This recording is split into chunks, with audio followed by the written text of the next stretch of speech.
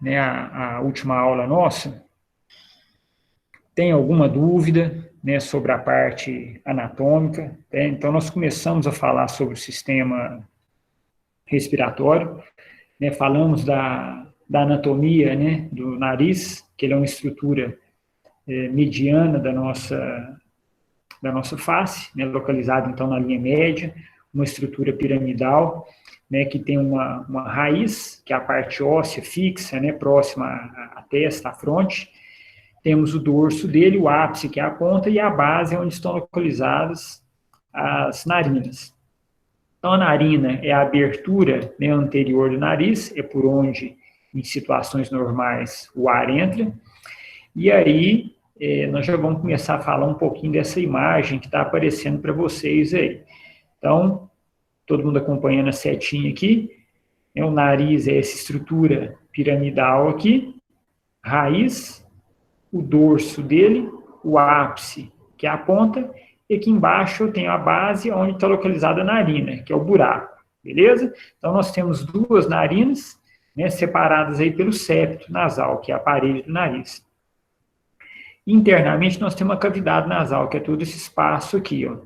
Então, dentro da cavidade nasal, a gente encontra essas três estruturas, uma, duas, três, que são os cornetos nasais, ou as conchas nasais. Nós terminamos, né, a aula passada falando disso aí. Então, as conchas nasais são essas estruturas, ó, essas projeções aqui no interior do nariz, que uma das funções dela é aquecer o ar que a gente inspira. Então, toda vez que a gente inspira, o ar entra pelas narinas, passa por esse espaço aqui, raspa nessas estruturas e aumenta a temperatura, então. Esse ar, para ele chegar nos pulmões, ele deve chegar mais ou menos na temperatura de 36,5, 37 graus, né? E quem vai tentar aquecer, né, esse ar que a gente inspira, parte dele vão ser essas estruturas aqui, que são as conchas nasais, beleza? Terminando o nariz, esse espaço aqui atrás, ó, a gente dá o nome de coanas. Comentei isso com vocês também na aula passada. Então, a porta da frente do nariz são as narinas e a porta dos fundos aqui é esse espaço chamado de coanas. Nesse espaço aqui é onde termina o nariz e começa esse tubo aqui, que é a faringe. Então, nós falamos que a faringe, ela se comunica com o nariz, a faringe se comunica com a boca, e nessa dobrinha aqui se comunica também com o ouvido. Então, todo esse tubo aqui, ó, atrás do nariz e da boca, é chamado de faringe. Nessa região aqui, estão localizadas as adenoides, né, que é um tecido linfóide, um tecido de defesa, que a gente tem na parte posterior do nariz, que desempenha praticamente a mesma função das amígdalas na boca, né? Então, um órgão de defesa que tem a função aí de tentar, né, defender ou tentar filtrar, né, limpar esse ar que entra, então, pelo nariz. Tranquilo?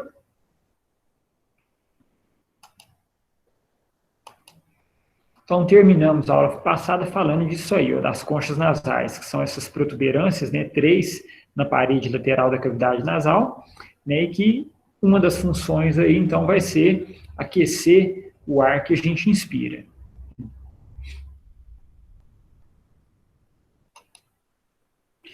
Bom, e os seios?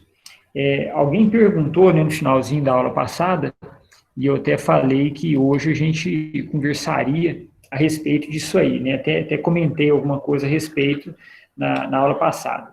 Mas os seios paranasais, eles são espaços, né, localizados, né, ao redor do nariz, e toda vez que a gente inspira, o ar entra dentro desses espaços. Quando ele entra dentro desses espaços, ele acaba pegando um pouco de umidade. Então, os seios paranasais vai ter essa função de umedecer o ar que a gente inspira. Acaba que quando o ar entra dentro desses seios, ele também aumenta um pouquinho a temperatura. Então, eu falei que as conchas nasais, né, uma das funções dela é aumentar a temperatura do ar, os seios nasais também desempenham essa função. Então, toda vez que a gente inspira, vamos relembrar, né, que o padrão normal de inspiração puxar o ar pelo nariz, tá? Nós estamos descartando a possibilidade de puxar ar pela boca.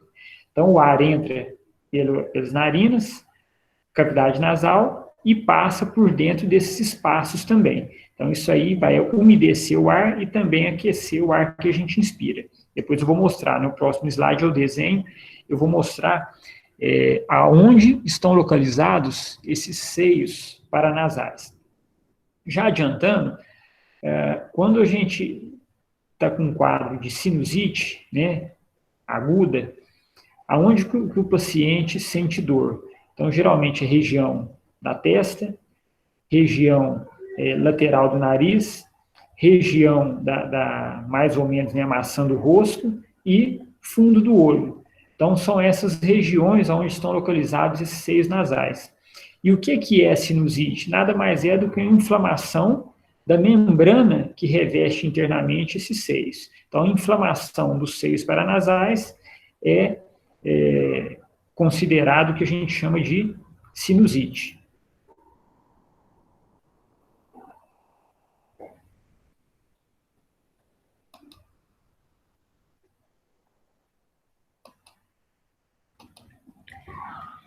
Então, olha lá. Eu tenho seio frontal, não vou nem assim adentrar muito nessa escrita branca aqui não, porque depois aqui está falando sobre a localização dele, eu vou mostrar no desenho. Então, eu tenho seio frontal, localizado, né, mais ou menos na região da testa, né, acima do olho, região de sobrancelha, né, localizado nesse osso aí. Eu tenho seio maxilar, ocupado aí a região que a gente chama, né, vulgarmente de maçã do rosto, região da bochecha aproximadamente. Tem os seios etimoidais, estão localizados, né, na parede lateral do nariz, e tem o seio esfenoidal, localizado aproximadamente no fundo do olho. Então, nós vamos mostrar na imagem aqui, ó. Então, uma vista anterior, né? Todo mundo está acompanhando no desenho aí, na seta? Ou o dedinho, né? Aqui eu tenho o seio frontal, então localizado nessa região da testa. Na lateral do nariz aqui, ó, eu tenho o seio etimoidal. Na região da maxila, né, ou maçã do rosto, eu tenho o seio maxilar. E aqui na outra imagem aqui, ó, eu tenho um espaço de um osso lá na base do crânio, que é o osso esfenoidal. Então, mais ou menos na altura do olho. Ó. Esse espaço aqui é o seio esfenoidal. Então, vamos repetir lá. Ó. Tem o seio frontal, aqui em cima, na região da testa. Tem o seio etimoidal na lateral do nariz, ó. Tem o seio maxilar. E lá no fundo do olho eu tenho o seio esfenoidal. Então, são os 4 seios paranasais que a gente tem no nosso corpo, né, em volta do nariz, na região, né, periférica ao nariz. Frontal, etimoidal, maxilar e o esfenoidal. E se você perguntar para o paciente, né, onde que ele sente dor quando ele está com crise, né, aguda de sinusite, ele vai te relatar pelo menos alguma dessas regiões aí, tá? Se não todas. Então, dependendo do seio que tiver com infecção, vai ser a região onde o paciente vai sentir dor na face, ok? Geralmente, quando o paciente está com sinusite aguda, esses espaços no interior do osso aqui, eles ficam cheios de secreção, né? Cheio de pus, né? E isso aí acaba exercendo uma pressão na região, o que acaba ocasionando a dor. Geralmente, a medicação, né, utilização de anti-inflamatório, descongestionante, acaba aliviando um pouco essa pressão e alivia também a dor, tá? Na grande maioria dos casos, a sinusite, né, um dos tratamentos tem que entrar com antibiótico, mas aí nós vamos comentar isso aí num outro momento, sobre o tratamento dessas infecções.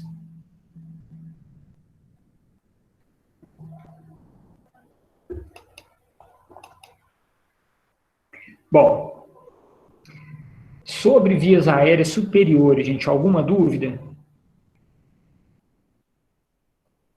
Anatomia do nariz, fossas nasais internas, conchas nasais, seios paranasais, tranquilo até aí? Então, beleza. Vamos descer um pouquinho agora, sair do nariz e começar a falar sobre a faringe. A faringe é um órgão que a gente já estudou ela lá no sistema digestório, então é um órgão que passa comida, né, quando a gente engole e esse alimento desce em direção ao esôfago, o alimento passa pela faringe. Então é um órgão comum, né, ao sistema digestório e também ao sistema respiratório. Então passa ar e passa alimento por ele também. Vai se comunicar com o nariz, comunica com o ouvido e também comunica com a boca, isso na sua porção superior. Então, onde a gente mostrou lá, a região de garganta, né, a faringe se comunica, nariz, boca e ouvido. E a região posterior, a região inferior da faringe, a faringe se divide em laringe e esôfago. Então, quando a gente falou sobre o sistema digestório, né, o alimento estava na boca, quando eu vou engolir esse alimento, o alimento passa pela faringe e vai para o esôfago. Agora nós estamos falando de sistema respiratório. Então eu vou inspirar o ar pelo nariz, esse ar passa pela faringe e depois entra dentro da laringe. Então o ar não vai para o esôfago e o alimento também não vai para a laringe. Existe uma divisão, uma portinha nessa região aí que não permite que o alimento entre para dentro da laringe. Se ele entrar, você vai engasgar, você vai tossir até você eliminar esse alimento aí.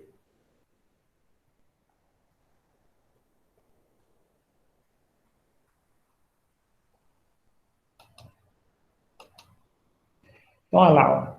Esse desenho aí não tem, né? Depois nós vamos falar sobre os nomes dele. Mas vamos acompanhar aqui, ó. Aqui eu tenho as narinas, né, que é o buraco, né, a porção anterior do nariz. Aqui eu tenho a cavidade nasal, que é o espaço. Terminou o nariz, eu vou ter esse tubo aqui, ó. Isso aqui onde a mãozinha, né, ou a setinha está passando aqui, ó. Isso aqui é a faringe. Então a faringe aqui em cima, porção superior dela vai comunicar com o nariz, vai comunicar com a boca e aqui vai comunicar com o ouvido. Então tudo isso aqui é faringe. Beleza? Então, cavidade nasal, boca. Todo esse espaço aqui atrás do nariz e a boca, então, é a faringe. Certo? Nessa região aqui, ó, a faringe, ela deixa de existir. E vão surgir outros dois tubinhos. Um da frente, um anterior, e um de trás, um posterior. Esse tubinho anterior aqui, ó, é a laringe. Só passa ar. E esse tubinho posterior aqui é o esôfago. Então, vamos voltar um pouquinho lá no sistema digestório. Coloquei o alimento na boca, mastiguei. Com a língua, eu empurro esse alimento para trás, esse alimento entra na faringe e vem para cá, ó, esôfago. Ok? Vamos esquecer um pouco agora do sistema digestório. Vamos falar do respiratório agora. O ar entra pelas narinas, cavidade nasal, ou espaço nasal internamente, entra na faringe. Opa, chegou aqui, ele não pode ir para o esôfago, então ele vem para laringe. Então ele desce para esse tubinho da frente aqui. Posterior esôfago, alimento. Anterior, laringe, ar. Tranquilo? Quem que vai coordenar isso aí? Quem que não vai deixar que o alimento entre para dentro da laringe? Porque se entrar, você vai engasgar. É essa porteirinha que a gente tem aqui, ó, que é a epiglote. Toda vez que você engolir, essa tampinha aqui fecha esse espaço aqui, ó. Fechando isso aqui, o alimento ele não pode vir para a laringe, ele só pode entrar pelo esôfago. Então, quem vai coordenar para onde que o alimento vai é essa portinha aqui, ó, chamada de epiglote. Então, a epiglote tampa essa entrada e o alimento, então, só tem um caminho para ele percorrer, que é o caminho do esôfago, certo? Da mesma forma, quando você vai engolir o alimento, né, lembrando que o palato mole aqui, ó, a úvula, que é a campainha que a gente tem lá no céu da boca, também fecha essa entrada aqui do nariz. Então, quando você vai engolir, a comunicação do nariz aqui fecha e a entradinha da laringe aqui também fecha. Então, não tem para onde o alimento ir, a não ser sair da boca e vir para o esôfago. Se eu não estiver engolindo, isso aqui fica tudo aberto. Por quê? Porque a gente inspira e expira muito mais do que a gente engole, né? A gente, no decorrer do dia, a maior parte do tempo a gente está inspirando e expirando. E deglutir, em alguns momentos a gente deglute, ou saliva, ou a água, ou o alimento. Então, na verdade, isso aqui só vai fechar quando eu for engolir.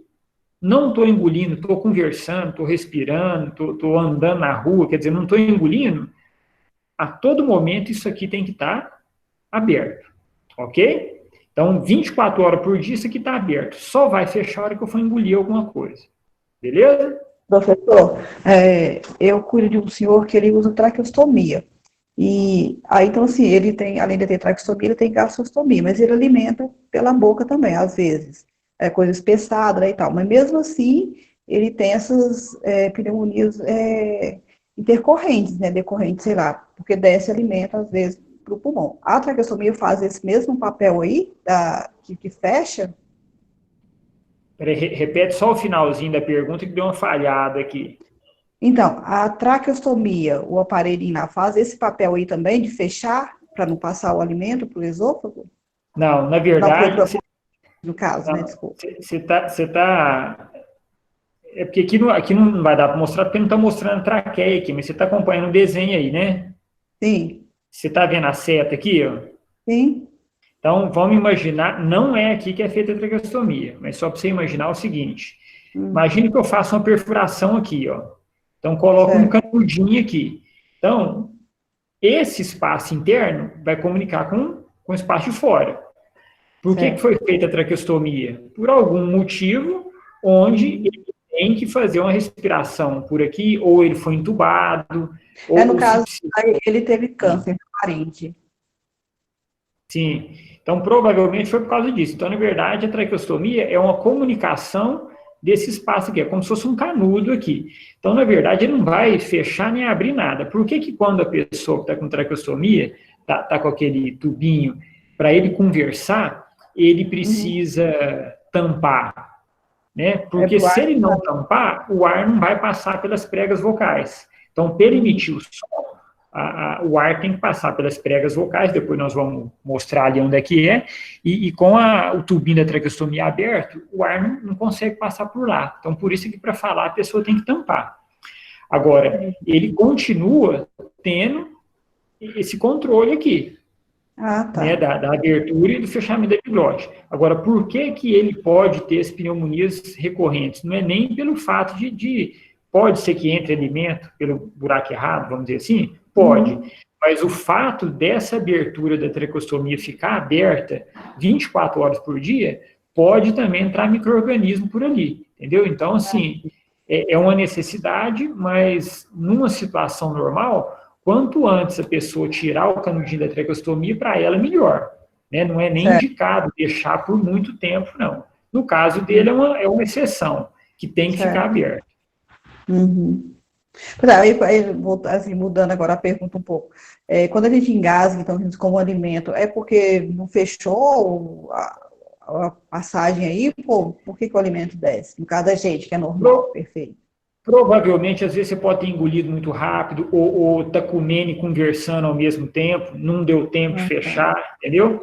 O que tem que ficar atento? Se a pessoa engasga com frequência, ou seja pela idade, ou por doença, ou enfim, seja o que for, a gente pode desconfiar de algum probleminha nessa portinha aqui. Entendeu? E isso engasgar com frequência, que eu falo assim, engolindo a saliva, ou alimentando, certo? Então, a gente começa a desconfiar de alguma coisa nesse sentido. Entendi.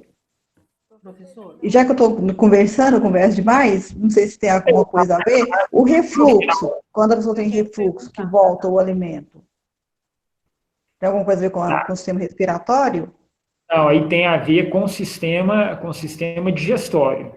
Mas só para você Tá. entender, esse espacinho aqui do esôfago, nessa altura aqui a gente tem um anelzinho muscular. Se esse anelzinho muscular tiver mais aberto do que o normal, acaba que as substâncias do estômago, o suco gástrico, ele pode voltar por esse canalzinho aqui, ó. Então sai lá do estômago e volta pelo esôfago. E aí voltando pelo esôfago, às vezes você pode aspirar essa secreção que faz mal, às vezes pode dar queimação, dor de garganta, né? Por quê? Porque a acidez do estômago, ela é em torno de 6,8, 6. Na boca, nós estamos falando de um pH neutro, em torno de 7, né? Então, a acidez do estômago ela pode causar irritação de garganta, afta, beleza? Mas aí é um mau funcionamento do esôfago aqui, ó, que é o outro tubinho. Agora nós vamos falar desse tubinho da frente aqui, que é a laringe, certo? Rosângela? Sim. Eu gostaria de saber, assim, é verdade que a pessoa, quando é entubada, na medida que vai envelhecendo, fica engasgando muito? Você fala a pessoa que já foi entubada alguma vez na vida ou uma pessoa que já mais velha que está entubada? Não, que já foi entubada em alguma cirurgia e depois vai envelhecendo e engasga muito. Eu não vejo, eu não vejo muita ligação com isso não, viu, Rosângela? Não é assim minha área clínica, né? Não tem experiência com intubação e tudo, mas anatomicamente dizendo, não tem muita relação não. Diferente de uma pessoa que foi submetida à traqueostomia e fica com a traqueostomia durante muito tempo, que é o caso desse exemplo que a Márcia falou aí, ó. Mas aí é por outro motivo. Uma cirurgia, vamos colocar uma cirurgia longa, uma cirurgia cardíaca, aí o cara fica, vamos colocar aí 8 horas, 12 horas numa mesa cirúrgica, às vezes, né, sendo submetido ao procedimento. Mesmo assim, o tempo é muito pequeno para isso causar alguma lesão, algum alargamento, né, de laringe, algum prejuízo nessa epiglote aí, entendeu? Então, assim, eu não vejo muita relação nisso, não. Pelo fato de ser entubado. Fez uma cirurgia, já foi entubado, que no futuro ele vai ter esse tipo de problema, não. É outra coisa, professor, agora falou aí, pessoa idosa, mas a pessoa idosa, ela já tem uma tendência maior de engasgo mesmo, independente disso, né? Porque eu já vi vários casos de pessoas que até morrem por sim, pouca mas coisa. aí nós estamos falando até de um relaxamento muscular que é natural com a idade, né? Com a idade, todo o tecido conjuntivo que a gente tem no corpo, tecido muscular, ele vai ficando mais flácido. Então, no decorrer do envelhecimento em si, ele gera uma perda de massa muscular. E controlar língua, controlar mesmo a epiglote aqui, mesmo que seja um movimento involuntário, quer dizer, não depende da gente, não é a gente que fala, opa, fecha, abre. Não, isso aqui é involuntário, então não depende da nossa vontade. Mesmo assim, acaba tendo algum prejuízo nisso aí, né? Contração lá do intestino, os movimentos peristálticos. No idoso, ele diminui, né? A secreção do suco gástrico diminui. Então, toda a parte muscular na pessoa mais velha, ela vai diminuindo essas contrações musculares.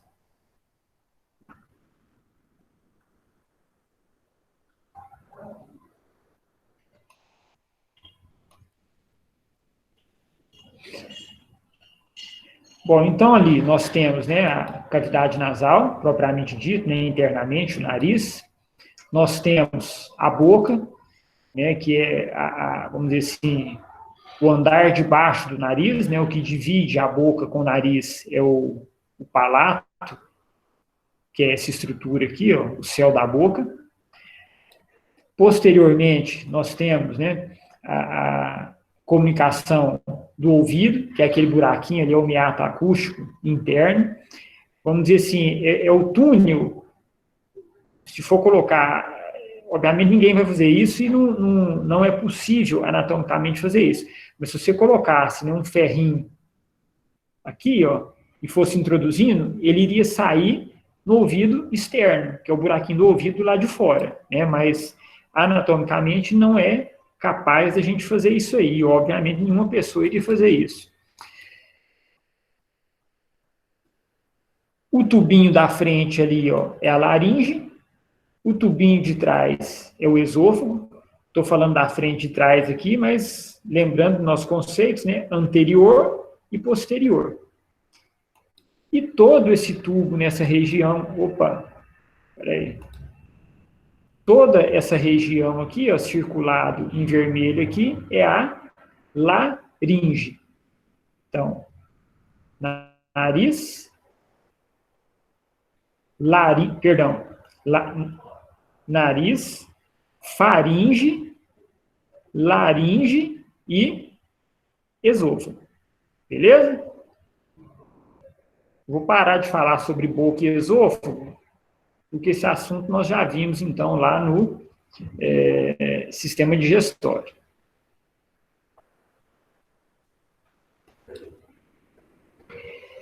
Bom, a laringe. Então, já saímos da faringe, já passamos pela porteirinha lá, que é a epiglote. Então, nós vamos falar agora desse tubinho aqui, ó. Só dessa estrutura aqui, ó. Então, a laringe é um órgão, né, tubular, então é um tubo localizado, então, entre a faringe e a traqueia. Se a gente pegar a laringe ela é cheia de anéis cartilaginosos. Então, lembra muito uma essas mangueirinhas de tanquinho de máquina de lavar, aquela mangueirinha sanfonada. A laringe e a traqueia têm uma estrutura muito semelhante àquilo lá. Então, esses anéis cartilaginosos, eles servem para quê? Para manter esse tubo aberto. Depois nós vamos mostrar num desenho mais para frente aí que vocês vão entender isso melhor. Então, esses tubos, né, laringe, traqueia, brônquios, eles têm que ter essa estrutura cheia de anéis para manter esses tubos abertos aí, para ficar mais fácil do ar passar. Internamente na laringe, nós vamos encontrar duas dobras, duas pregas. Essas dobras a gente dá o nome de pregas vocais. São essas estruturas aqui que são responsáveis. Aqui, ó. Não sei como é que é aqui. Não sou um celular seu. Deixa eu só desativar o microfone da Tatiane aqui para não dar barulho aqui.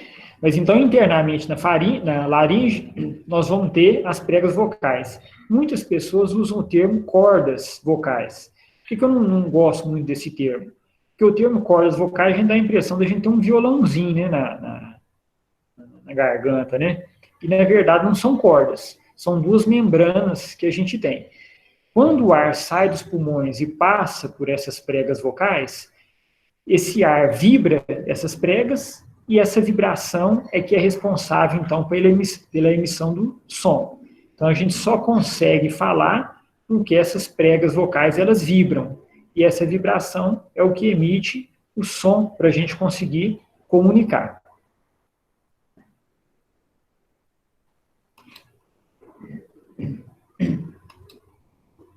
Ó, então, isso aqui, né, é uma foto, né, através de uma endoscopia que foi filmado, então, a entrada da laringe. E a gente consegue ver essa estrutura aqui, ó. Então, isso aqui são as pregas vocais, ó. Eu tenho uma membrana de um lado e uma membrana do outro. Quando eu estou inspirando ou expirando, ó, essas pregas ficam abertas, igual está aqui. Quando eu vou falar, ó, as pregas elas fecham, como se fosse uma tesourinha. Então, uma prega, né, a prega direita aproxima da prega esquerda, o ar passa por aqui com uma resistência maior, e essa resistência faz isso aqui vibrar. E isso aí emite o som. Beleza? Então, a gente só consegue conversar porque a gente tem essas pregas vocais aqui. Em algumas situações, as pessoas às vezes podem ter um endurecimento, um enrijecimento dessas pregas vocais. pessoal chama de calo, né, nas cordas ou calo nas pregas vocais.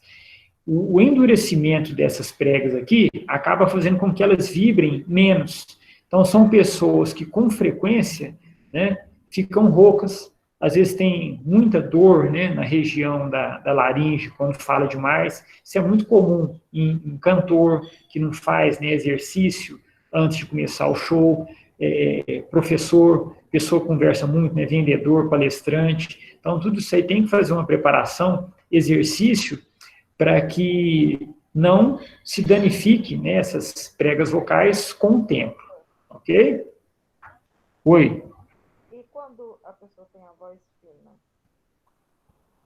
Peraí, repete aqui que cortou aqui. Quando a pessoa tem a voz fina, é por causa disso?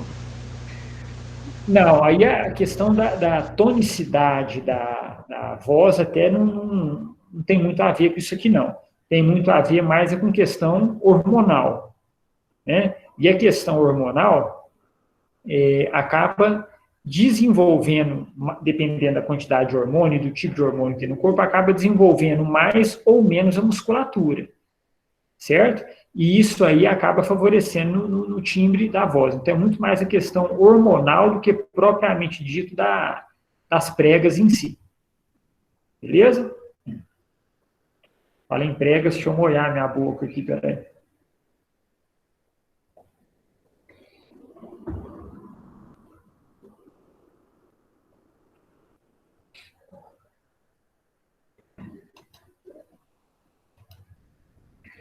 Bom, isso aqui não preocupa com os nomes, tá? Não preocupa com tudo que está aqui do lado, preocupa mais com a imagem. Então, essa imagem aqui, ó, é a imagem, uma vista anterior da nossa laringe. Então, só para vocês entenderem, lembra da epiglote? Que é a portinha que a gente falou que fecha a entrada? É isso aqui, ó. Essa pontinha aqui, ó, é parte da epiglote. Essa outra estrutura em azul é esse carocinho que a gente tem na região do pescoço, que muita gente chama de pombo de Adão, que na verdade é uma cartilagem que recebe o nome de cartilagem tireoide, certo? Então essa estrutura aqui é o pombo de Adão. Todo mundo tem? Tem. Homem tem, mulher tem, todo mundo tem. Por que no homem é mais proeminente? Também por questão hormonal. Então, a Poliana tinha perguntado a respeito do fato da voz ser mais grossa ou mais fina, influência hormonal. Por que homem tem uma cartilagem tireoide mais pronunciada, mais proeminente? Por causa também de questão hormonal, beleza? Então, os hormônios masculinos, eles tendem a desenvolver mais extremidade. Então, ponta de queixo, ponta de dedo, né, de membros, enfim, a cartilagem, a orelha. Então, isso aí favorece muito esse crescimento em virtude de hormônios masculinos. E aqui a gente tem uma outra cartilagem, chamada de cartilagem cricoide. Se você passar a mão no seu pescoço, aí você vai sentir o volume da cartilagem tireoide. Se você descer um pouquinho mais, você vai ver que logo abaixo tem um outro altinho. Então, a palpa, a cartilagem tireoide, o gogó, né, o pombo de Adão, vai abaixando, você vai ver que logo embaixo tem um outro elevadinho, bem menor. Esse outro elevadinho aí é a cartilagem cricoide. Por que eu estou falando disso aqui para vocês? Existe um procedimento muito semelhante à traqueostomia, que é a perfuração dessa região aqui, ó. Que lá na frente nós vamos falar sobre esse procedimento. Eu vou mencionar, né, não vou falar da técnica aqui, mas vou mencionar a respeito desse procedimento, certo? Então, vamos dizer assim, a perfuração da traqueostomia, em algumas situações, ela pode ser feita aqui, ó. Mas aí não é a traqueostomia, certo? Esse procedimento chama cricotireoidostomia. Nós vamos falar depois, não preocupa com o nome, certo? Mas é uma perfuração nessa região aqui, ó. Beleza?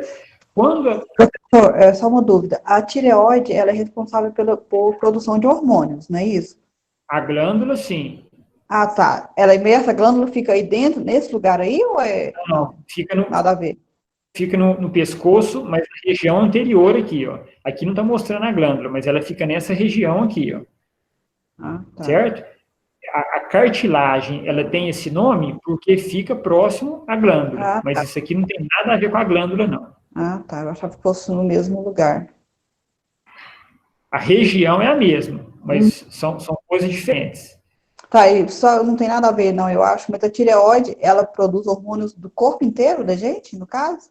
Não, ela produz dois hormônios, né? O T3 e o T4.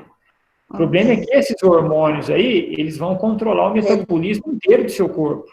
Entendi. Entendeu? Esse hormônio, dependendo da quantidade que ele é produzido, se em excesso ou em falta, ele pode favorecer você ter taquicardia, né? Ou bradicardia, que é o coração bater mais devagar, pode favorecer você ter perda de peso ou ganho de peso, pode favorecer você ter o bócio, que é o aumento do volume nessa região do pescoço, que é o crescimento da glândula. Então, assim, o interessante de hormônio no nosso corpo, que às vezes ele é produzido, por exemplo, na região do pescoço, mas ele vai atuar em todas as partes do seu corpo. Nós temos o hormônio que é produzido na base do cérebro, por uma glândula que é do tamanhozinho de uma ervilha, que exerce influência até no dedo do seu pé se deixar, entendeu? O hormônio, ele tem essa propriedade de exercer influência em outros órgãos, mesmo que à distância.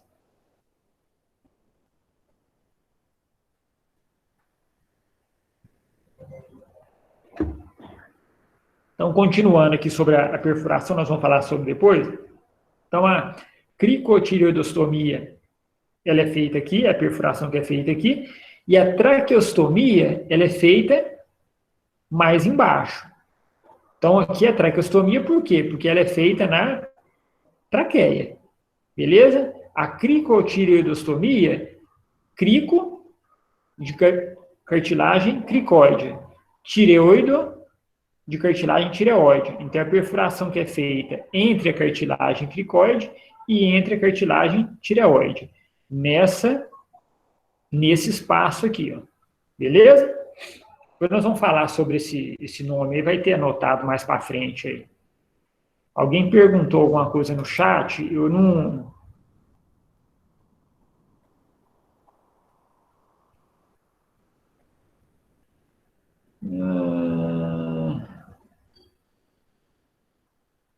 Não, depois a gente vê, não é comigo, não. Então, olha lá, ó, um corte transversal, né, uma imagem, mas só para vocês verem aqui, ó. Esse aqui é o exemplo, né, não sei por que o autor colocou esse feijãozinho aqui, ó. Então, quando você está engolindo, o que vai acontecer? Essa epiglote, ela fecha esse espaço aqui e o alimento desce pelo esôfago. Quando você não está engolindo, essa porteirinha aqui fica aberta, ó. Então, automaticamente, quando você inspira, o ar entra pela laringe e, na sequência, a traqueia. Certo? Então, 24 horas por dia, epiglote aberta. Só fecha quando for engolir ou alimento, ou água, ou saliva. Beleza? Professor, e se uma pessoa, vamos supor, engole um espinho de peixe, está bem perto lá da epiglote, e não consegue tirar, e como é que faz? Pode fechar e a pessoa ir a óbito, né? Se fechar a respiração ali. Tá. Vamos imaginar o seguinte, vamos imaginar que ela engoliu um espinhozinho de peixe e o espinho espetou aqui, por exemplo. Esse espinho de peixe não vai interferir em nada na respiração dela. Por quê? Porque é muito fino. Certo? Então não vai impedir a respiração, não vai acontecer nada com ela, obviamente, a não ser o inconveniente da pessoa sentir alguma coisa arranhando aqui na garganta. Então, assim, como é numa região alta, se você for, por exemplo, no hospital, lá o médico, ele consegue puxar com uma pinça, não sei como é que chama que é as pinças que eles usam lá, mas consegue tirar esse espinho pela boca. Beleza? Então, o único inconveniente que vai ter é esse incômodo aí. Agora, vamos citar um outro exemplo que pode ter mais a ver com o que você falou aí.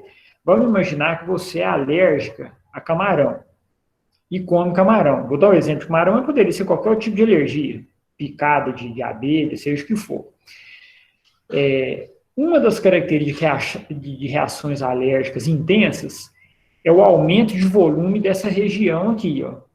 Então, quando aumenta o volume dessa região aqui, acaba estreitando esse espaço aí. É o que a gente chama de edema de glote. Então, aumenta o volume da região do pescoço e esse espaço interno aqui, ó, ele diminui. Diminuindo isso aí sim você começa a ter dificuldade respiratória. Dependendo da quantidade que diminuir, dependendo do grau de fechamento aqui, aí a pessoa vem a óbito.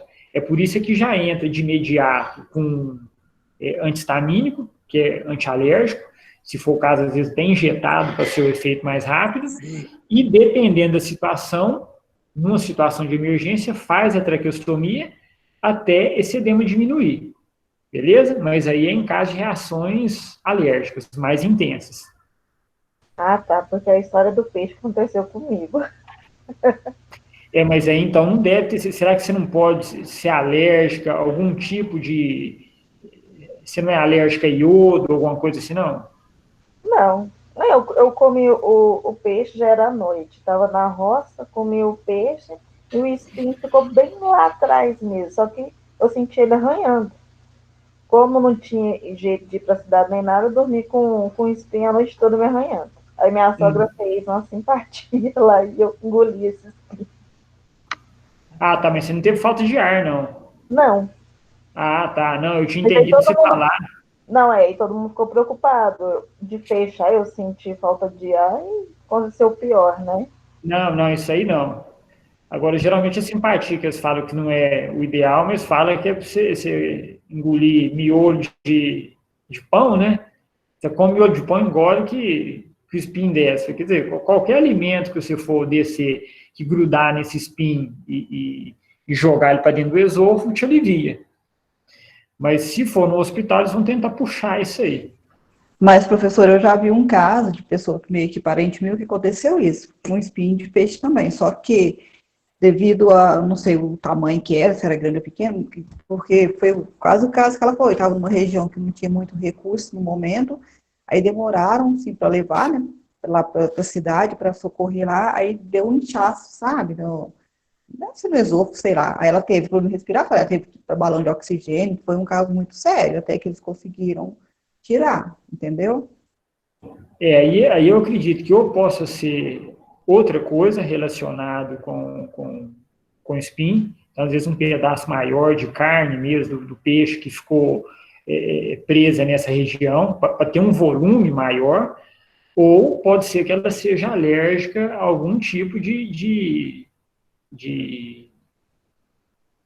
componente, né? Às vezes, até mesmo contaminação, por exemplo, desse peixe por chumbo, ou por mercúrio, ou pelo próprio iodo, né? E isso aí pode acontecer, tá? Mas geralmente o espinho em si não causa esse edema ao ponto de causar uma obstrução respiratória a esse ponto, não. Mas na pior das hipóteses, não estou ensinando ninguém a fazer a técnica e também não estou estimulando ninguém a fazer, mas na pior das hipóteses, numa emergência, e vocês vão ter aulas sobre primeiros socorros, aconteceu alguma coisa, está na roça, está não sei aonde, e deu um edema de glote por alguma situação, faz a traqueostomia, certo?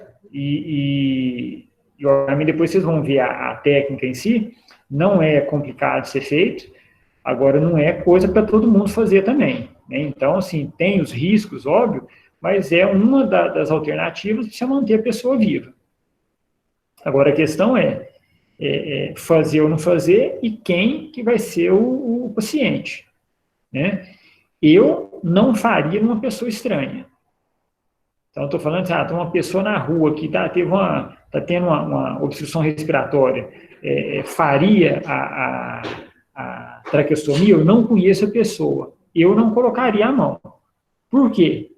Porque se der algum problema, você salva a vida da pessoa, mas dá algum problema, a pessoa perde a voz, tem uma pneumonia, alguma coisa por outro fator, pode ser que ela te leve na justiça porque você tentou fazer um procedimento desse. Então, assim, uma pessoa próxima, conhecido, parente, eu tentaria fazer, tranquilamente. Minha esposa, meus filhos, pai, mãe, tento fazer normalmente.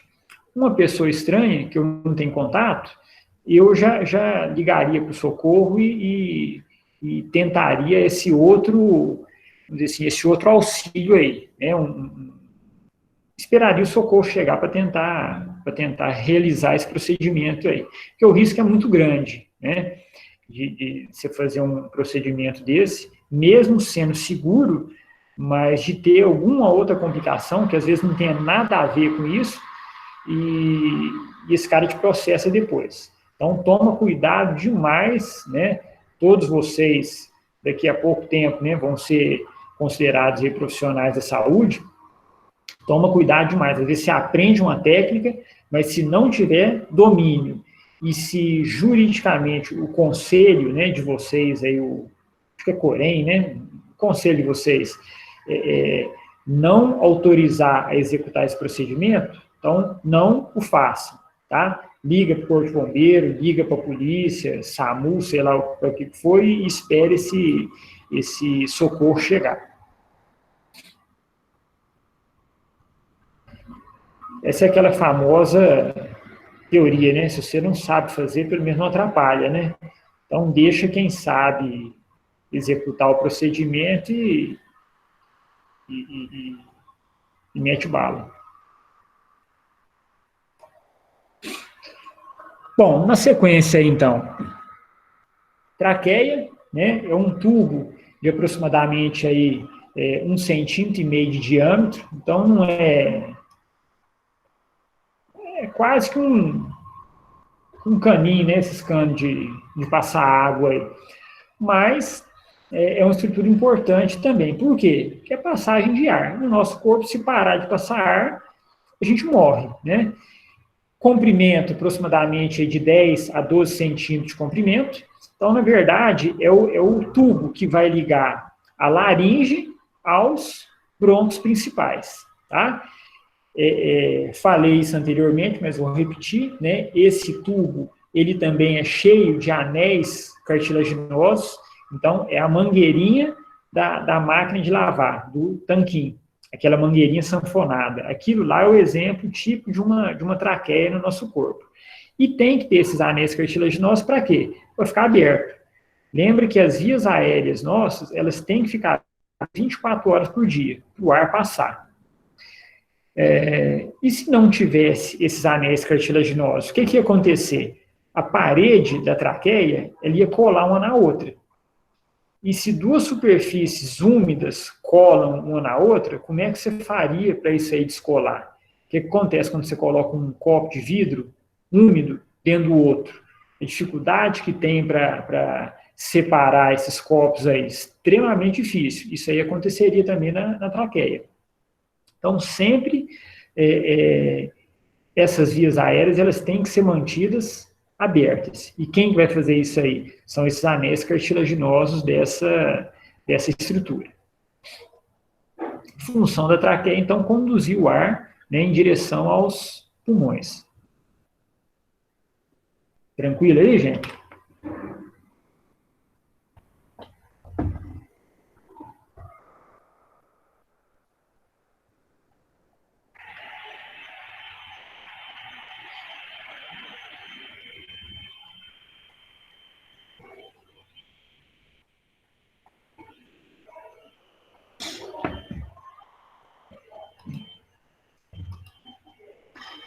Bom, ainda sobre, né, a traqueia. Internamente, a traqueia, ela é revestida por um músculo, né? A gente fala músculo liso, depois, quando for falar de sistema muscular, nós vamos explicar isso aí. Então, é um músculo que ele tem contrações, né? E internamente, nesse músculo, existe um tecido de revestimento que a gente fala que é ciliado. Então, assim, a grosso modo, mas para todo mundo entender, é como se tivesse pelinhos internamente na traqueia. E para que serve esses pelinhos, que a gente chama de cílios? Para reduzir a entrada de impurezas em direção ao nosso pulmão. Então, você já deve ter percebido, por exemplo, todo fumante, ou a maioria dos fumantes, ele tem epigarro, tem secreção, né, que fica tossindo, tentando eliminar, às vezes fica, né, escarrando boa parte do tempo. Então, assim, o que é essa secreção que vai formando? É um mecanismo de defesa. E por que gera a tosse e a pessoa, às vezes, tem que escarrar e cuspir? Porque esses cílios, esses pelinhos, eles tentam varrer essa impureza em direção à boca, né, meio que protegendo a entrada de micro-organismos. E isso numa situação normal. Agora, um fumante aí tô dando exemplo de cigarro, mas poderia ser outras coisas também, mas um fumante aí de 30, 40 anos, praticamente a presença, né, da fumaça, do cigarro, mesmo tendo filtro, ele vai perdendo esses cílios. Então, vai diminuindo essa defesa natural do corpo. Então, a tendência é só prejudicar. Então, vai atrapalhando essa proteção.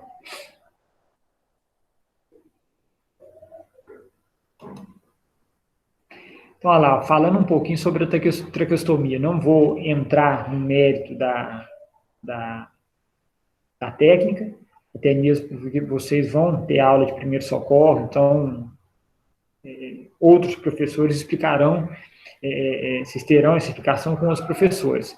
Mas a traqueostomia, então, é um procedimento cirúrgico, então é invasivo, tem perfuração, tem sangramento, óbvio, mas é um orifício que é feito aproximadamente entre a segunda e o terceiro anel cartilaginoso da traqueia. Então é feito, ó, só para vocês terem uma ideia, aqui está a cartilagem tireoide, certo? Aqui a cartilagem cricoide, então, ó, 1, 2. Perfuração é feita entre o segundo e o terceiro anel cartilaginoso da traqueia. Mais ou menos, pra vocês terem uma noção, é nesse afundadinho que a gente tem no pescoço aqui, ó. Vai baixando o dedo aqui, vai ter um lugar que vai ter um afundadinho. Mais ou menos é nessa região aí, tá? Mas depois, quando a gente tiver com aulas presenciais, né, a gente consegue mostrar isso aí melhor, beleza? A traqueostomia é apenas essa perfuração. Por que faz essa perfuração? Depende. Pode ser por algum tipo de doença, pode ser porque o paciente tem que ficar entubado um tempo maior, então é mais fácil entubar pela traqueostomia do que via oral, né, até mesmo por questão de contaminação. Então, a indicação disso aqui são variadas, mas isso aí é uma outra aula e um outro professor vai comentar isso com vocês. O outro procedimento que eu falei com vocês é a cricotireoidostomia, que é a perfuração, ao invés de ser na traqueia, é lá na laringe, entre a cartilagem tireoide e a cartilagem cricoide. Então, lá naquele lugarzinho que eu mostrei para vocês há 2 ou 3 slides para trás aí. Então, um nome assim complicadinho, mas não precisa preocupar com isso aqui, porque não é um procedimento, né, que a gente naturalmente que vocês vão fazer, e muito menos, né, relacionados aí à disciplina de anatomia.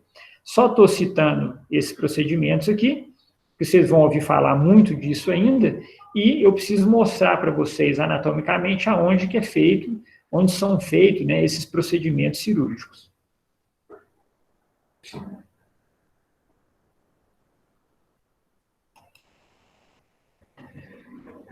Então, olha lá, o conjunto, né, completo.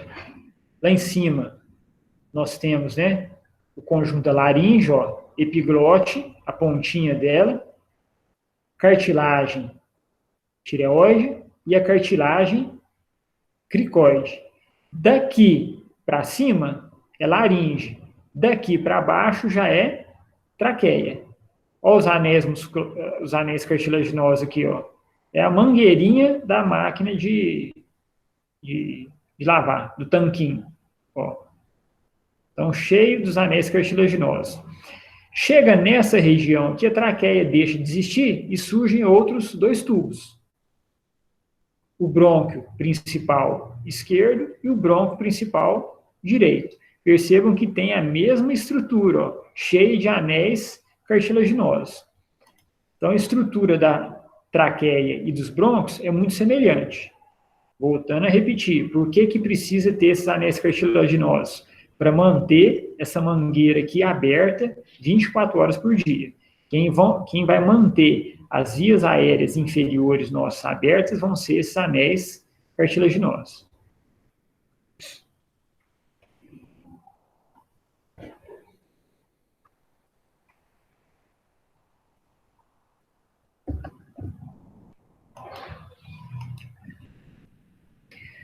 Bom, falar um pouquinho agora sobre brônquios. Então, saímos da traqueia, vou ter os dois brônquios principais.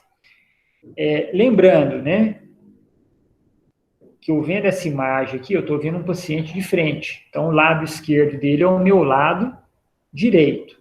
Então, isso aqui é o lado pulmão esquerdo e aqui é o pulmão direito.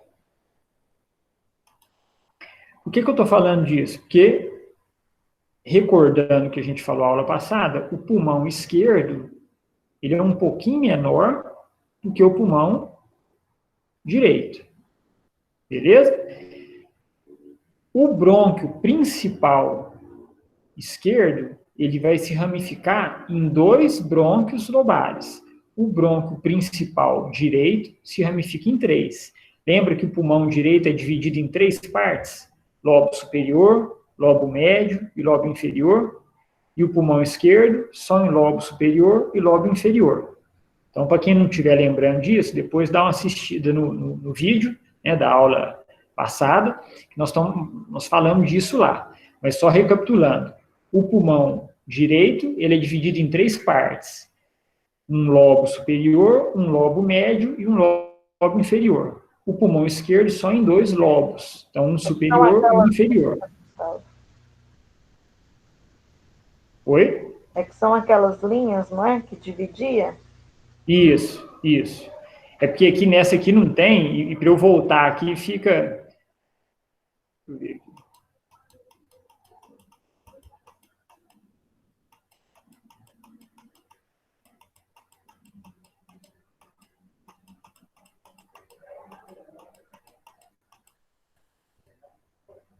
Ó, então, o pulmão direito tem uma linhazinha aqui.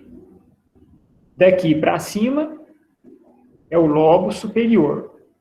Esse aqui, ó, é o lobo médio e aqui eu tenho o lobo inferior. Então, o pulmão direito é dividido em três partes. O pulmão esquerdo, ó, eu só tenho uma linha aqui, ó. Então, eu tenho o lobo superior grandão e tenho o lobo inferior. Então, o pulmão esquerdo, ele só tem duas partes. Pulmão direito em três. Por isso é que eu estou frisando que o brônquio principal direito, ele se ramifica em três partes, que são três brônquios lobares. O brônquio principal esquerdo, como o pulmão esquerdo só tem duas partes, ele só se ramifica em dois. O pulmão direito em três partes, ele se ramifica em três. Beleza?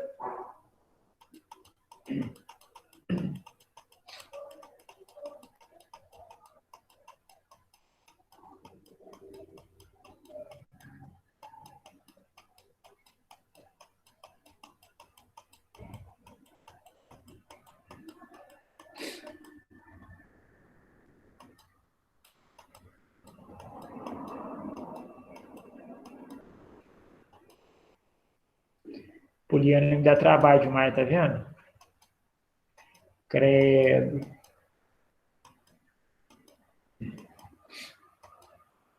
Então, vamos lá, ó. Traqueia, brônquio principal esquerdo e brônquio principal direito. O brônquio principal direito vai se ramificar em três. O brônquio principal esquerdo só se ramifica em dois. Beleza? Isso por quê? Porque o pulmão direito tem três partes e o pulmão esquerdo só tem duas. Então, perceba que essas estruturas, né, brônquio, bronquíolos, são tubos, são canudinhos que a gente tem no interior do pulmão e esses canudinhos vão cada vez mais ficando finos, afinando. Isso aqui se assemelha muito a uma árvore, né, sem folhas. Daí o nome disso aqui ser árvore brônquica. Eu tenho um tronco principal, esse tronco principal se ramifica em dois, ramificando, até ter canudinhos extremamente fininhos no interior do pulmão. Aí esses canudinhos, aí nós vamos ver mais para frente, que a gente dá o nome de bronquíolos. Então, todos eles têm que ficar abertos 24 horas por dia para passar o ar. Tá, mais para frente eu falo isso aqui. Vamos por Professor? Quem? É a Mirélia, porque tá Melissa. Deixa eu te perguntar, no caso aí do pulmão, mesmo um tendo 3 e o outro 2, eles trabalham igual? No caso, assim, vamos supor, a pessoa perdeu um pulmão direito. Né, é mais perigoso, né? Porque é claro que ela precisa de um transplante. Ou não? Entendeu a minha pergunta? Não. Mais ou menos, mas eu vou tentar responder mesmo assim. Vamos imaginar que a pessoa, seja qual motivo for, perdeu um, ela tem um outro. Entendeu? Então, o fato de um ser em 2 e o outro ser em 3, isso aí, nesse caso, não interfere muita coisa, não. Não interfere muita coisa, sim. Se tiver que escolher perder o direito ou o esquerdo, isso aí não vai interferir em nada nela. O que vai interferir? Geralmente, quando a pessoa perde um, ela perdeu por algum motivo. Vamos imaginar que seja pelo uso, por exemplo, de tabaco. Você concorda que mesmo ela tendo perdido só um, o outro dela já está, vamos dizer assim, já está baleado, já está danificado? Então, assim, o grande problema não é nem a perda de um deles. O problema é que os dois já vão estar com algum tipo de lesão. Entendeu? É onde a pessoa começa a ter falta de ar. Por quê? Porque a estrutura do pulmão ela vai alterando, né, com o estímulo, por exemplo, do tabaco, do fumo. Só isso? Não. Pessoa que às vezes trabalha, né, em construção civil, que trabalha em mina de exploração, né, de minério, porque acaba aspirando, né, sílica ou outros componentes, que isso aí acaba prejudicando também a questão respiratória. Daí a importância, né, de trabalhar nessas áreas, a importância de uso de máscara, né? Pintor que não usa máscara também acaba prejudicando essa questão respiratória. Então, isso aí interfere muito. Também professor, eu fui vetada aí no... Era isso mesmo, obrigada, professor. Mas eu vou continuar perguntando, porque eu tenho minhas dúvidas. Quem? Eu, Márcia. Diz que eu falo demais, que eu estou atrapalhando a aula, mas eu vou perguntar do mesmo jeito. Se você quiser responder, você responde. Se não quiser, só me trava. Mas, enfim. Olha, não. Enfim. Vocês estão todo mundo ouvindo, hein? Realmente, é para ouvir mesmo. Vê lá a conversa lá, que eu fui vetada lá, que eu falo muito. Deixa eu te falar. Agrediu. Não, te agredi não, hein? Deixa eu te falar, escuta. É um fumante passivo. Eles falam que ele é mais prejudicado do que o ativo. Por quê, no caso? Porque quem fuma... Quem está com cigarro na boca, vamos colocar cigarro normal, né? Esse cigarro que compra em supermercado, esse negócio. Quem está com cigarro na boca tem um filtro. Sim. Entendeu? Então, assim, o que ele está jogando para dentro é uma fumaça mais limpa, vamos dizer assim. Não estou entrando no mérito da questão da nicotina, do vício, isso não estou entrando nesse mérito. Mas em termos de fumaça, a pessoa que está fumando, o fumante mesmo, a fumaça que ele joga para dentro é uma fumaça mais limpa do que quem está do lado dele, que não tem um filtro. Então, sim, o fumante passivo, ele é muito pior do que... Os dois são ruins, mas o passivo ele é pior do que o ativo. Entendi. Obrigada. Você fuma? Não, né? Graças a Deus, não. Isso aí tem um trabalho interessante, depois eu vou ver se eu acho aqui, porque tem muita coisa no computador aqui que a gente fica até perdido. Eu tenho um trabalho científico aí que fala eles pegaram cachorro de fumante, né, cachorro de madame, tudo, e quando esse cachorro vinha a óbito, abria ele e fazia o estudo, né, da parte respiratória dele. Todos os cachorros de pessoas fumantes tinham problema respiratório, tinha alteração nas estruturas das árvores brônquicas. em virtude da inalação de fumaça, né, por tabela, vamos dizer assim, que é o que acontece, o cachorrinho nada mais é do que um fumante passivo, né, o que acontece com quem convive com pessoas que fumam. Deixa eu ver aqui, eu não sei se isso aqui eu já falei, não. Então, vamos lá. Então, os brônquios. Os brônquios também são tubos, tudo que está no interior dos pulmões, né, traqueia, brônquios, bronquíolos, tudo são tubos, tudo são canudinhos, que vão levar a ar, então, para o interior dos pulmões. A traqueia se divide nos dois brônquios, direito e esquerdo, lembrando, mais uma vez, que o brônquio esquerdo se ramifica em 2 e o brônquio direito se ramifica em 3. Estes apresentam estruturas muito semelhantes, então, ao da traqueia, que é a mangueirinha da máquina de lavar. Beleza? Aquela sanfonadinha lá. Então, tudo tem aquela estrutura.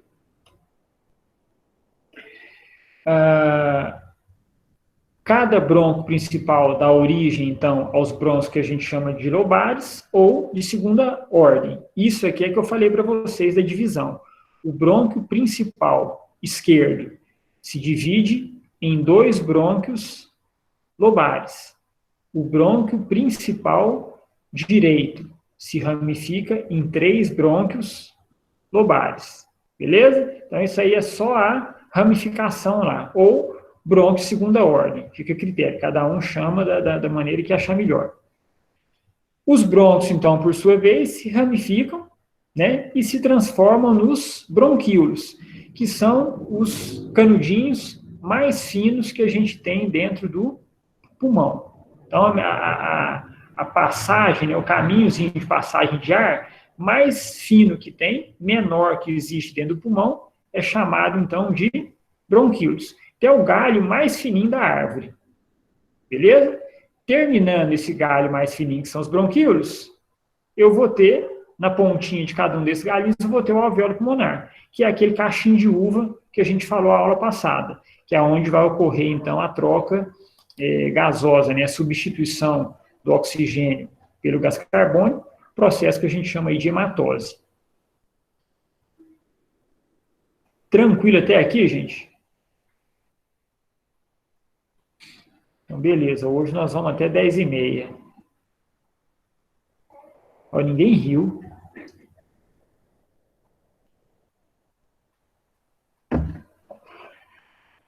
Tem que chorar, professor, não é rir, não, é Deus me livre. Mas, Márcia, você está agressiva hoje? Primeiro você fala que eu não deixo você falar, que eu desligar. Agora você está falando que quer ir embora mais cedo da minha aula? Não, escuta, não foi o senhor que falou, não. Inventaram eu fiquei nervosa mesmo, não foi o senhor. Falaram que eu estou atrapalhando a aula. Beleza. Boa noite, professor. Bom, eu acabei de chegar em casa, agora que eu entrei. Desculpa o atraso.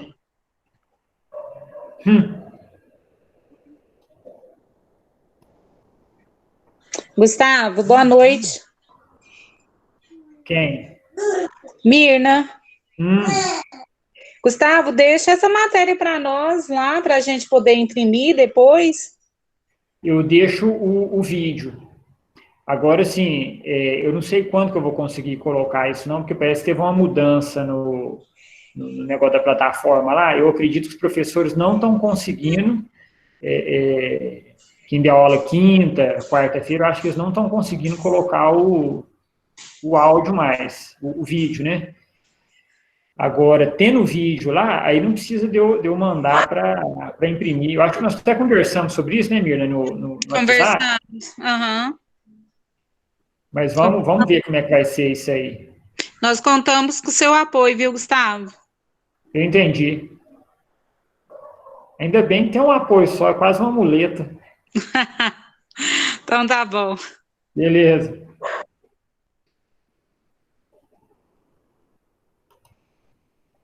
Então vamos lá, para a gente terminar.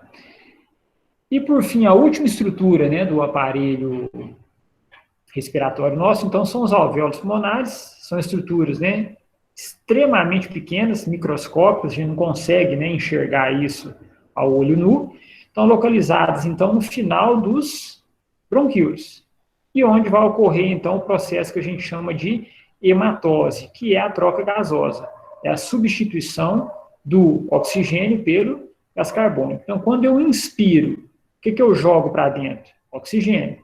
Vem lá pelas narinas, fossos nasais, faringe, laringe, traqueia, brônquios principais, brônquios lobares, bronquíolos, alvéolos. Chegou nos alvéolos, esse oxigênio não tem para onde ele ir mais, ele pula para o sangue. E o gás carbônico que veio do sangue lá, que a célula produziu, né, jogou o gás carbônico no sangue, esse gás carbônico vem pelo sangue, chega nos alvéolos pulmonares e faz o processo inverso. Então, eu inspiro oxigênio e expiro o gás carbônico. Esse troca-troca no pulmão, a gente dá o nome de hematose pulmonar. Professor, agora eu vou ser bem calmo. Se eu te perguntar, quando a pessoa tem um câncer no pulmão, qual a parte que é mais afetada? Porque você fala que é um câncer muito agressivo, né? É por causa da respiração, no caso? Márcia, a questão do câncer é um negócio assim, é algo extremamente relativo. Qual área que acomete mais?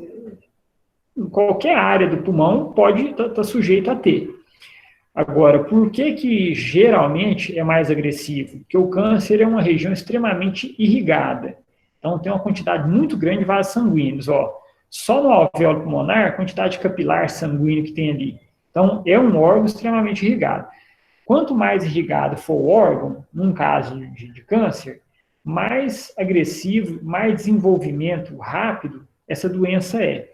E o pior, a chance de metástase também aumenta, entendeu? Então, assim, é lógico que existem vários tipos de câncer, alguns são mais agressivos que o outro, então tudo interfere. Agora, a questão do pulmão, ele é um órgão extremamente rico em vasos sanguíneos. A mesma coisa que um baço, que um fígado, que um pâncreas. Então, são órgãos que, se tiver câncer,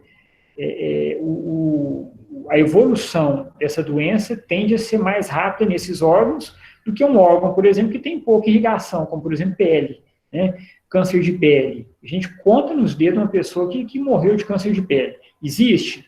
Existe, mas é raríssimo. Por quê? Porque a evolução desse tipo de câncer é muito lento. Né? É uma região que tem pouco vaso sanguíneo, então é um câncer que geralmente desenvolve de maneira mais lenta, mais devagar. Então aqui, o desenho, essa imagem eu já mostrei na aula passada, né? Então estou repetindo esse slide aqui. Então eu tenho essa estrutura, parecendo um cachinho de uva, e em volta do cachinho de uva eu tenho uma redinha. Alguém até deu o exemplo, né? Não lembro quem que foi, deu o exemplo daquela redinha, né, de colocar laranja, né, aquela amarelinha. Alguém deu esse exemplo aí. Então, eu tenho o cachinho de uva e em volta eu tenho a redinha. O que é essa redinha? São os capilares sanguíneos. Então, tem muito vasos sanguíneos nessa região. Por quê?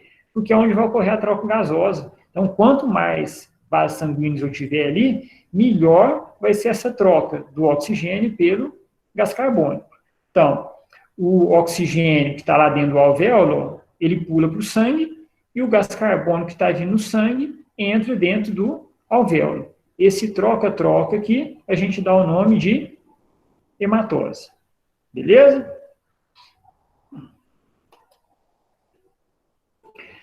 A respeito dos pulmões, propriamente dito, né? Nós temos dois, então o pulmão é um órgão par, né? Tem o direito e o esquerdo, isso numa pessoa normal. Ele tem um formato piramidal e uma consistência esponjosa. Alguém perguntou também na aula passada, não lembro quem foi, mas perguntou, falou assim, o pulmão ele tem essa estrutura, né, esponjosa por causa dos alvéolos? Não, tem essa estrutura esponjosa porque existe muitos tubinhos dentro dele, né, muitos bronquíolos, muitos vasos sanguíneos, então ele acaba tendo uma consistência como se fosse realmente uma esponja, ele é todo perfurado. Agora, esse perfurado não quer dizer que fica vazando ar, enfim, são estruturas que passam dentro dele que fazem com que ele tenha essa consistência. O pulmão humano, né, ele é dividido, então, em lobos. Nós comentamos que o pulmão esquerdo em 2 e o pulmão direito em 3 lobos. Então, nós adiantamos, né, e aqui estamos só recordando, recapitulando isso aí. Todos os pulmões, eles são revestidos por uma membrana, por uma capinha, chamada de pleura. Essa capa, essa pleura, ela lembra muito aquela pelinha do frango. Né, assim, pra vocês entenderem, ela tem aquela consistência um pouquinho mais firme do que propriamente dito a carne em si, e no pulmão também não é diferente. Para que serve essa pleura aqui? Nós vamos falar dela um pouquinho agora. Ela vai proteger o pulmão contra o atrito das costelas, né, o atrito que o pulmão tem com as costelas quando a gente inspira e expira. Imagina o seguinte, toda vez que eu vou inspirar, então as minhas costelas, elas vão afastar, vai aumentar, né, o espaço interno do meu tórax. O pulmão, ele enche de ar. Quando ele enche de ar, ele raspa nas costelas. Quando eu expiro, o pulmão esvazia. Enche de novo, raspa nas costelas. Expira, esvazia. Enche de novo, raspa nas costelas. Imagina a vida inteira eu inspirando e expirando, e esse pulmão raspando na costela. O que ia acontecer com ele? Ele ia dissolver, ia virar carne moída. Por que não vira? Por causa da pleura. Então, a pleura vai revestir o pulmão e proteger o pulmão nesse sentido aí. Então, ele vai ajudar a promover um deslize ou diminuir o atrito, né, a raspada que o pulmão tem com as costelas, certo? Então, não tem a ver com infecção, com perfuração, nada. Ele protege contra esse atrito aí. Então, ele facilita, na verdade, a pleura, né, acaba facilitando o movimento inspiratório e expiratório. Então, mais uma vez, né? Professor, não sei se tem muito a ver, o que é embolia pulmonar? A embolia é como se fosse, vamos dizer assim,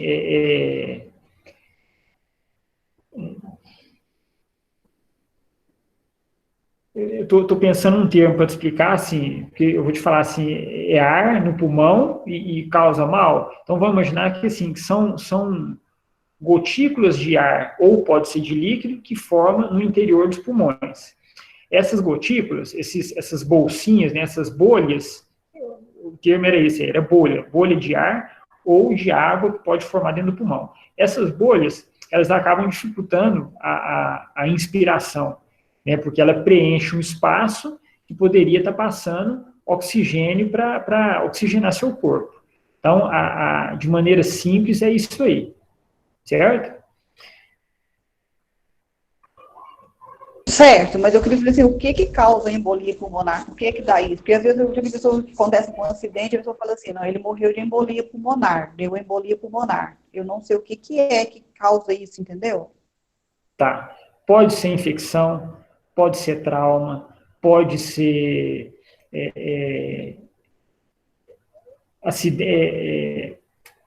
vamos dizer assim, acidente ocupacional. Então, assim, volto a dizer o exemplo de trabalhadores que exercem atividade em mina, construção civil, pintor. Então, são fatores externos que podem interferir nisso aí. Paciente que fica muito tempo acamado ou entubado pode ter. Então, os fatores que podem causar isso aí são vários. Existem alguns relatos na literatura que falam que, às vezes, até o uso prolongado de medicação, dependendo do tipo de medicação, pode causar embolia pulmonar, certo? Paciente que fica entubado um tempo prolongado, acaba que os movimentos respiratórios dele são menores, porque ele está tendo um aparelho que está fazendo isso para ele, né? Então, assim, a própria musculatura dele pode ir enfraquecendo, né, vamos dizer assim, e favorecendo, por exemplo, ao aparecimento da embolia. Certo? Mas fatores são inúmeros.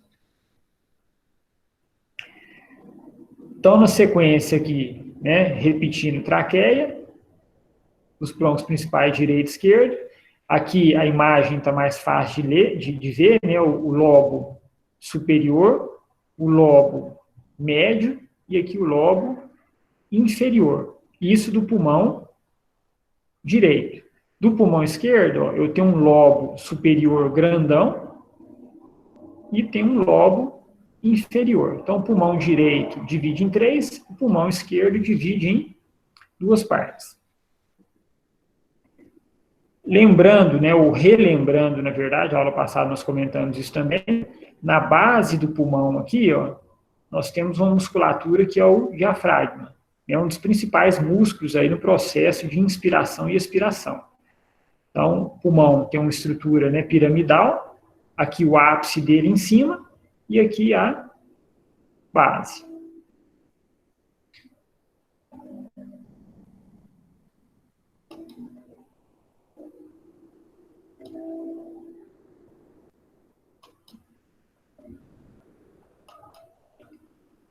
Então, aqui só exemplificando, né, mostrando aí o que a gente falou. Ah, coisa importante aqui, ó. A gente vê e esquece rápido as coisas. Nós temos o espaço entre os 2 pulmões aqui, ó, certo? Essa região aqui é onde está localizado o coração. Esse espaço entre os 2 pulmões recebe o nome de mediastino. Então, às vezes vocês vão escutar, eu não lembro se eu comentei isso na aula passada, mas às vezes vocês vão escutar muito esse termo, né?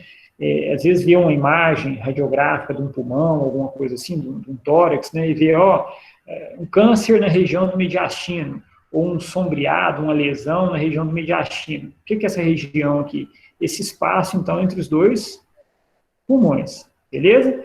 Coincidentemente, o coração está localizado nesse espaço aqui, certo? Então, o mediastino é o espaço, a região entre o pulmão direito e o pulmão esquerdo.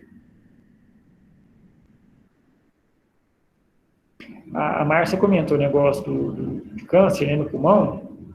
Aquele cantor lá, o Leandro, né, ele morreu de um câncer de pulmão. Na época foi assim, um negócio até que chamou atenção, porque foi muito rápido, né? Ele descobriu, acho que 30 dias, 40 dias depois, ele veio a óbito. Agora, são vários fatores aí, né?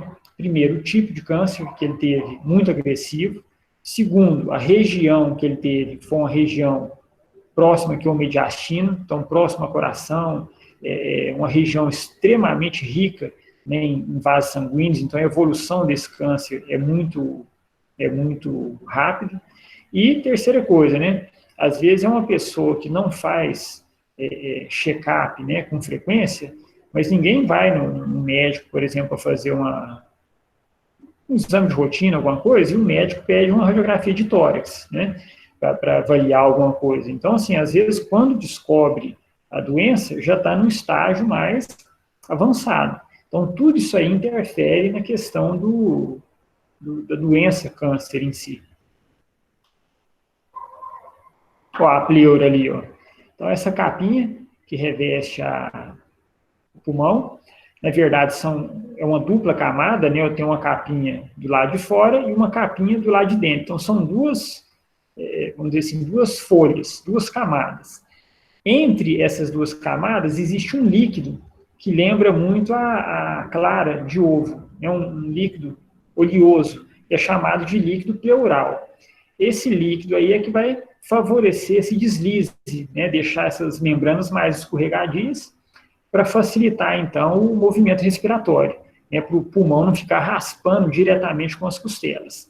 Então, nesse sentido que a pleura acaba protegendo esse pulmão aí, certo? Lubrifica e facilita esse deslize do pulmão com a costela. Quem? Como que chama o líquido? Líquido pleural. Lembra de pleura, líquido da pleura, líquido pleural. E quando fala que uma pessoa está com água na pleura, professor, o que é? É o aumento dessa quantidade de líquido. Que aí pode ser vários fatores também. Infecção, trauma, né? Vários fatores podem ocasionar o aumento desse líquido aí. O que acaba também o excesso sendo prejudicial. né, esse excesso de líquido ele pode começar a entrar para dentro do pulmão e desencadear, por exemplo, dificuldade respiratória, né? Mesmo a embolia pode ser em virtude disso também.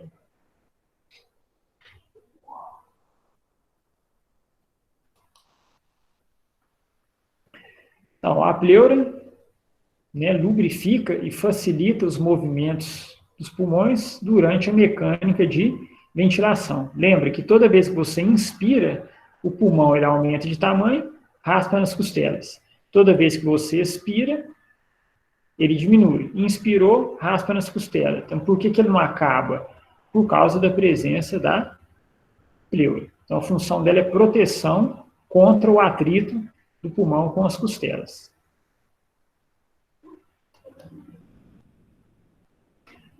Bom, para a gente finalizar aqui, eu acredito que faltam mais uns 2 ou 3 slides só. Depois a gente abre para tirar as dúvidas que a gente tiver. Até agora a gente falou sobre anatomia, então, sobre os órgãos, características dos órgãos, para onde o órgão vai, aonde que ele está localizado. Agora nós vamos entender um pouquinho da fisiologia, então como que esses órgãos funcionam. Então, basicamente, a fisiologia respiratória, ela compreende 2 movimentos. A inspiração, que é a entrada de ar, e a expiração, que é a saída de ar. Então, quando eu ponho o ar para dentro, eu estou inspirando. Quando eu jogo o ar para fora, eu estou expirando.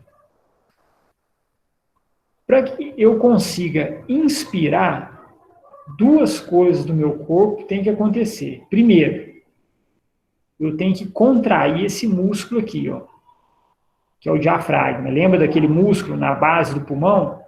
Então, eu preciso contrair ele e preciso contrair os músculos que estão entre as costelas do lado de fora.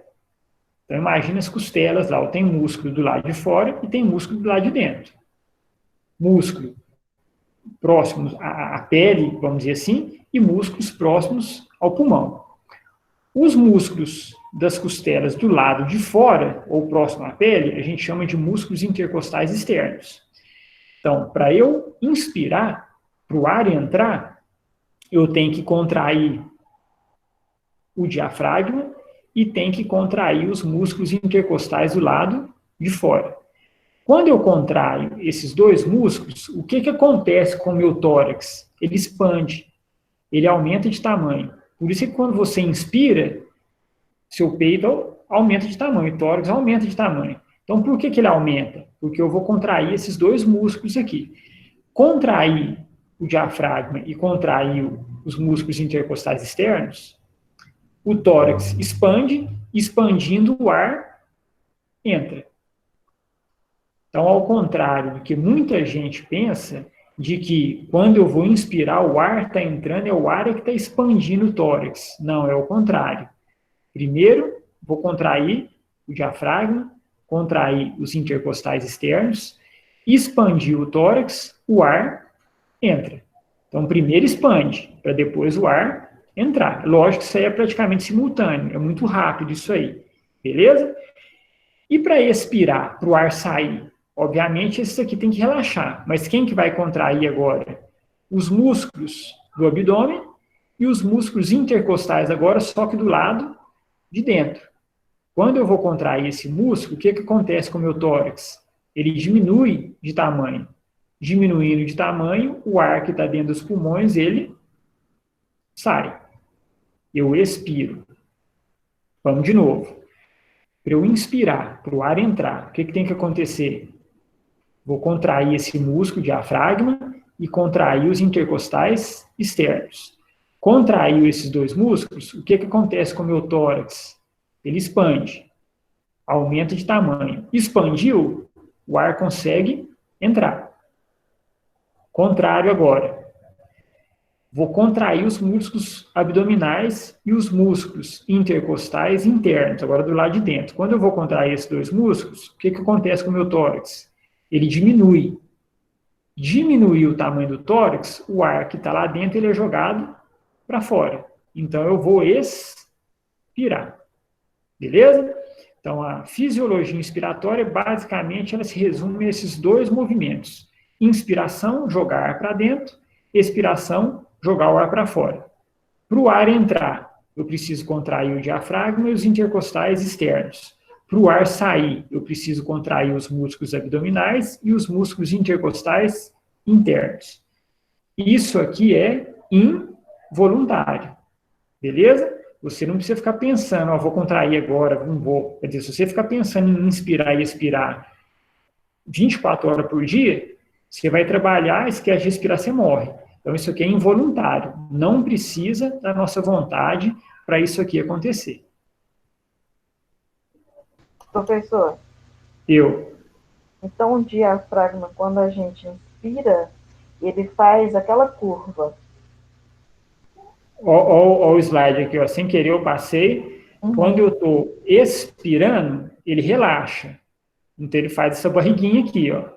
Relaxando, ele empurra o ar que está lá dentro para cima. Quando eu vou inspirar, ele contrai, então ele abaixa. Abaixando, é igual um êmbolo de uma seringa, né? Meio que ele puxa para baixo aqui, ó. Então, o ar, ele entra. Isso aqui nós estamos falando só do diafragma, mas para entender, né? O diafragma contraiu, ó. Então, ele abaixou. Abaixou, o ar entra. Diafragma relaxou. Ele empurra isso aqui tudo e o ar sai.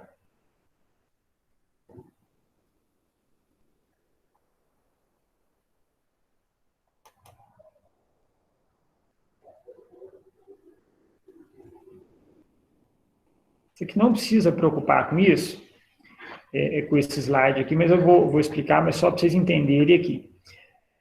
Vamos imaginar o seguinte, quando você está aí parado, assistindo a aula, você está inspirando e expirando, beleza? Sem pensar em inspiração e expirar. Então, você está em repouso, não está fazendo atividade física nenhuma, está sentado, ouvindo a aula, assistindo televisão, fazendo alguma coisa, está entrando e saindo ar nos seus pulmões.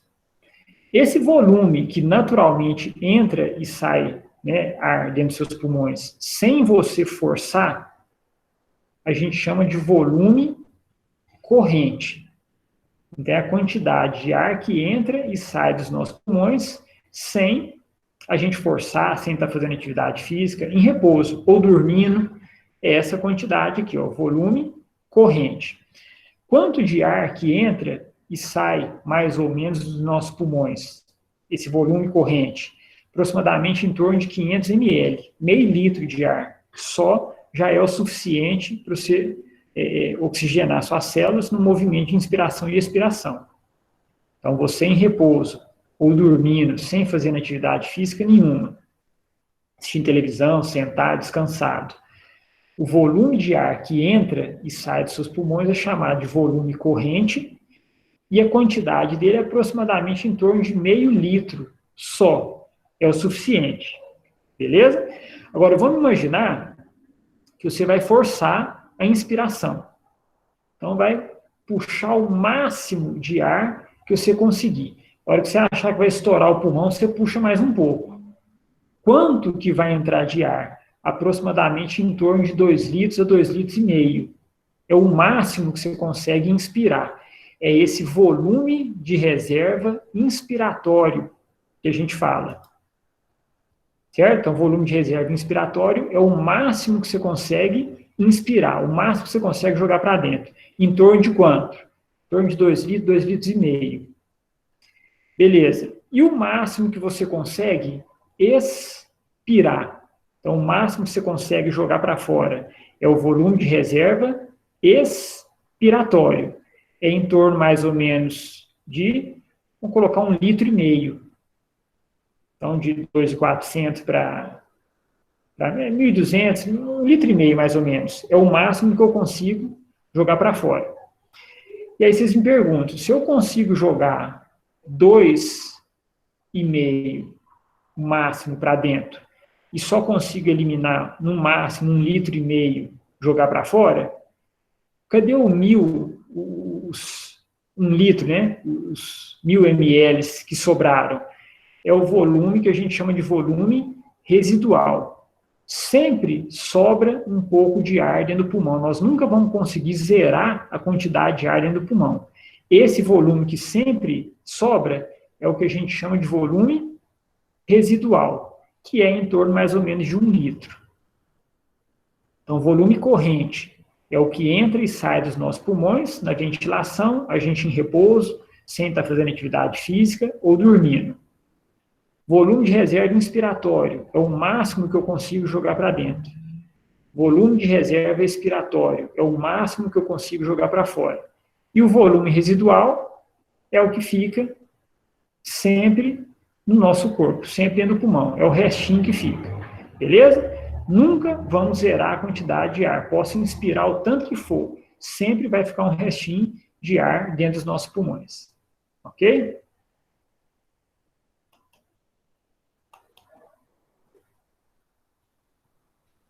Pessoal, vamos terminar por aqui. Depois eu vou precisar falar um pouquinho sobre isso aqui. Isso aqui é um negocinho assim, nós precisamos estar com a cabeça fria para falar sobre isso aqui. Por mim até poderia, mas até para vocês entenderem, acho que foi uma informação, um nome demais aqui.